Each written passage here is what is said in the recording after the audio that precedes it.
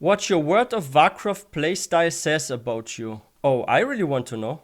Have you ever wondered what your playstyle in World of Warcraft says to your fellow players and to the outside world at large? Well, my friend, do not worry, because today I am going to go over all the different ways of playing World of Warcraft, from being a role player to the trade chat troll, and explain exactly what each one of these playstyles means and says about you personally as a player. So let's not waste any time and let's get started. Number 1. The plays pretend type player, also known as the role player. This kind of person is a fascinating specimen in the World of Warcraft community, creating his own content and never depending upon Blizzard to make the fun for him. But do not let this creativity fool you, weary traveler, because this player absolutely sucks at World of Warcraft, which is why he doesn't actually do any content that Blizzard releases.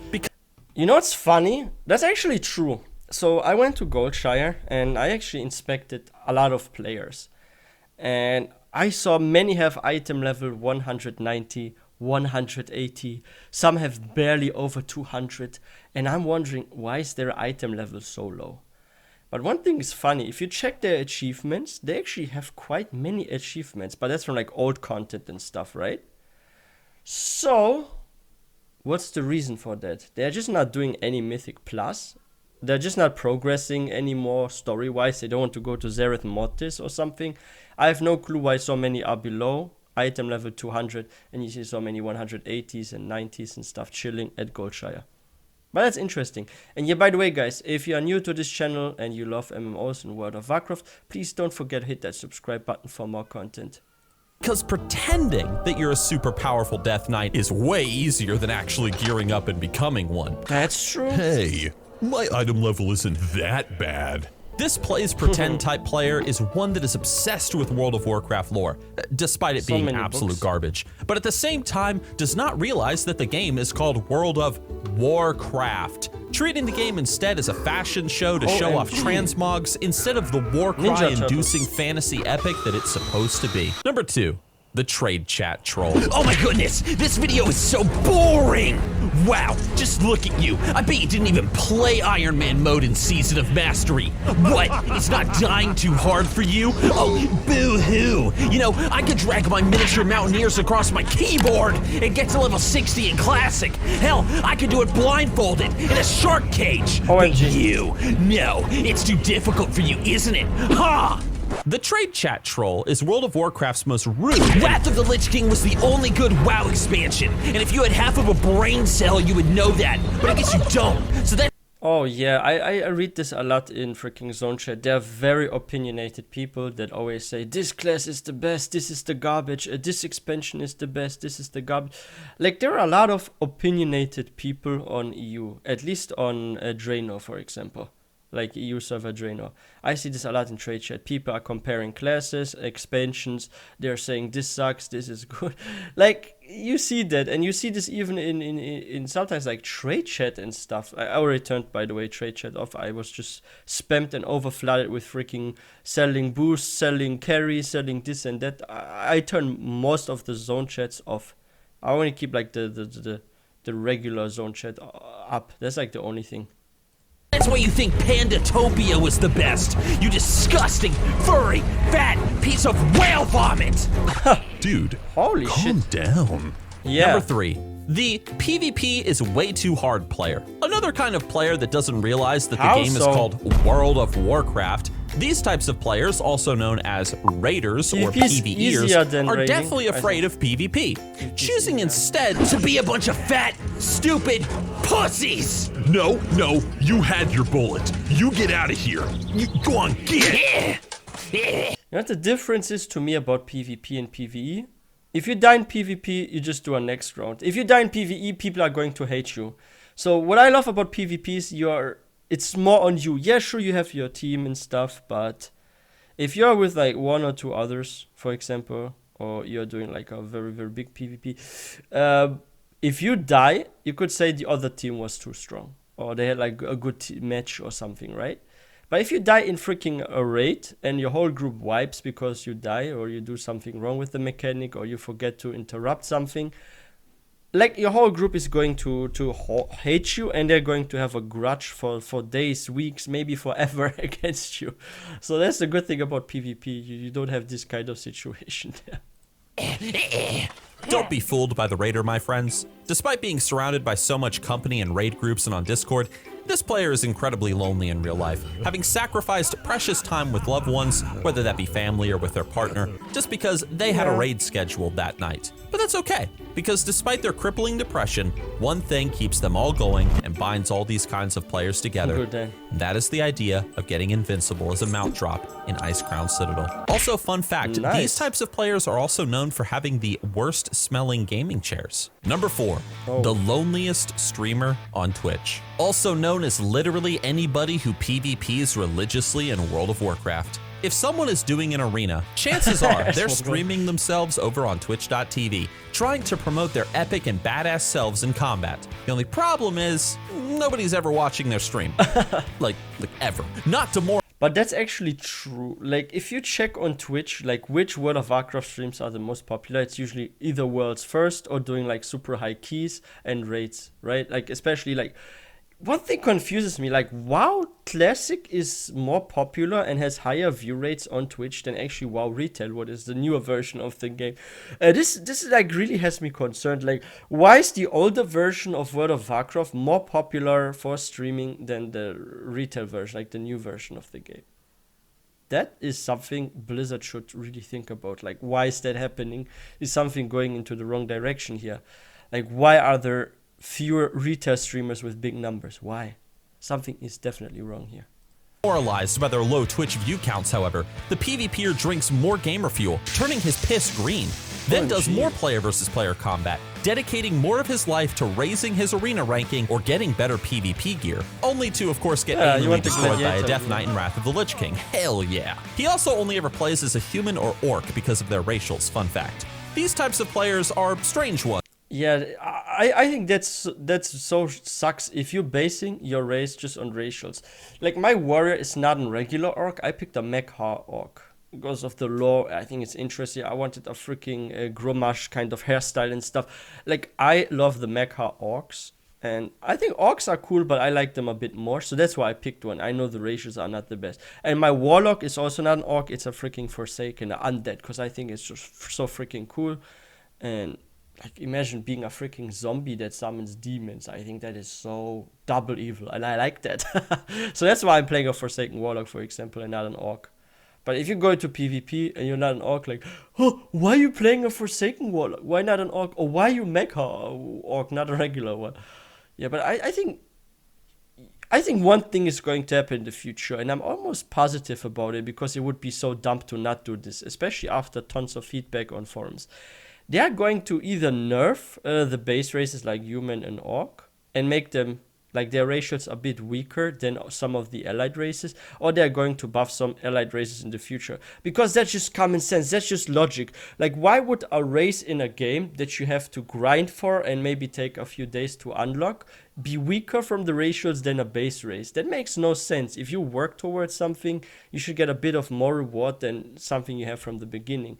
Like, that's the same with like gearing in this game. You have to do like the higher keys or the mythic rates for the good gear, and not do the normal ones or the only +2 keys, right? So everything that's like way harder should be more rewarding. And I feel the same way about like racials and stuff. So I do hope in the future they're going to nerf them, or they're going to buff the allied races. Like, either way is fine. Fun fact. These types of players are strange ones in real life too, if you've ever met one, caring more for their WoW faction than the country that they're from. It's likely that if you ever engage in a conversation with a PvPer in World of Warcraft, at least in real life, they will quickly descend into a strange, insane babble about how early 2000s rock music was so much better than today's music because of how perfect it was for WoW PvP and PvP montages on YouTube. They're not wrong about this, of course, but they're just really pushy about it for some reason. Nice. Number 5, the gotta go fast, it gets bored guy. One day, by complete accident, this World of Warcraft player discovered the Zygor add-on, Joanna's leveling guide, or some sort of speed leveling add-on. And now, blessed with an easy-to-follow guide right in the corner of his screen, this player has committed to leveling all of his ults to max at the speed of sound itself. Oh, wait, never mind, he just quit before hitting level 20. Again. But he is determined, ready to try again with a new ult. Sometimes the thought matters. Never right? mind, he quit again. Okay, so here's the thing. These speed leveler type personality players are the ones that genuinely think that grinding and questing and leveling up in WoW is unironically the best part of the game. So they want to do them as fast as possible and I'm actually gonna be honest, I do enjoy leveling a lot because I get to explore the world, I get to read through quests, delve into like the lore, learn more about like the whole world of Azeroth and stuff. And I like the old zones a lot, especially like the Wrath of the Lich King zones. And oh, I can't wait for Wrath of the Lich King Classic. This is going to be a blast, a fun adventure. And yeah, like I love the older zones or Warlords of Draenor. I know it's like not everyone's favorite expansion, but I actually have fun leveling through Warlords of Draenor. Not only is it fast, but I find it so interesting to learn more about the lore of the orcs and stuff. And there are like so many tribes, like the freaking bird people. What are they called? Arak or something? I forgot their name. But there's like different kind of beast tribes and stuff. It's so interesting. Or what's also really fun is Legion. Holy shit. I think Legion was also really good, also story-wise. to get them over with ASAP. Now that's confusing, I know, but despite this love of questing, however, unlike the role player, this guy has never read a single line of quest text in the game. He's always spamming /played. He never has his WoW sounds turned on because he's always listening to some dumb podcast while following his Zygor guide. And nobody understands this one, but these World of Warcraft speed leveler players, they always tend to play on PvP servers, despite the fact they hate getting ganked and they hate World PvP because it slows down their progress towards quitting before level 20. Number 6, the Mutant. The Mutant? There are monsters around every corner in World of Warcraft. What the heck? Foes that need to be slaughtered by the dozens, usually for a terrible green quest reward. But the point is, World of Warcraft is a game full of animosity that must be met with and conquered. And these types of players, the erotic role players, are no different. Housed within their strongholds of Goldshire and Silvermoon Inn, and occasionally at the Dam in Loch Madan. These players pay $15 a month just for the opportunity to be deceived into thinking they are cybering with a woman. Oh, you have a furry here. But we all... Wait, but why Loch Madan? I have never seen any ERP players there. Are they really going there? Didn't know about that. Just for the opportunity to be deceived into thinking they are cybering with a woman. That's interesting to know. But we all know the truth. That Draenei woman dancing for E-Seed is actually some teenage dude in real life, totally at the mercy of his flesh, unable to contain his desires for pleasure, yet receiving none in his offline hours at school. And so he commits to this degenerate lifestyle, to erotic role-playing, where he can get a grain of serotonin at the lie that his condition is not a problem, but one that is completely normal and sane. That's what they say to themselves as they defecate upon one another, paying homage to Slanesh, who reigns over their very souls. OMG. That's a Warhammer 40k reference, by the way. The point is, if you're on a role-playing realm, just be careful of those quiet corners of Azeroth because you don't know what the heck you're gonna walk into. Yeah. Number 7. The Guildmaster, also known as the guy who is usually never online. This type of player is the most ego-driven, desiring to make for himself a guild whose legend will be known all throughout the World of Warcraft. His leadership skills are that of legend. After all, one day he read a single self-help book written by some random Navy SEAL guy that nobody has ever heard of. He is a certified, capable badass. But of course, this hard ass is not going to put in any work though to pay for that guild charter, the bank tab. Yeah, the bank tab. But there are some also good guild leaders that actually get stuff done. At least I know about, like in WoW Classic there are many, and they're like organizing raids and stuff. Like I used to be in a guild with a very active good guild leader that was like almost every day online, and he would also like organize raids and stuff. So I don't think like there are only like those kind of guild leaders. There are actually really good ones out there too. The bank tabs and so on. Nah, he's just gonna use other people's gold. Yeah. His events nobody ever attends. He streams for his guild over on Twitch like the PvPer, but nobody watches. Nobody cares about his guild Discord, and you guys know it and so do I. Here's what happens. He ultimately ends up recruiting some girl to the guild one day. They fall in love, they date for a bit, maybe they meet up in real life. And then they break up due to some spicy drama, and he disbands the guild because of his broken heart and soul. You know what? There's actually some truth behind that. Like these days, Like, I feel like how relationships come to be these days is so different from how it used to be back in the day. Now you have actually people meeting no more in person. Everyone's using freaking apps, or they are actually meeting in-game and then meeting in real life. Like, so much stuff is happening online these days, and I wouldn't be surprised if like this happens more often now. Like, I've read stories on forums and heard about this from also friends and even people inside my guilds and stuff. Sometimes they actually end up dating each other, and sometimes they live in 2 different countries even and stuff. So this has become interesting. Like, it is really different from how it used to be like 10 plus years ago. All that time setting up those cool sounding guild ranks that nobody noticed, by the way. All that time for nothing in the end. If only there was a handsome YouTuber who took the time to make a guide on how to make a successful guild in World of Warcraft. Wouldn't that be the day?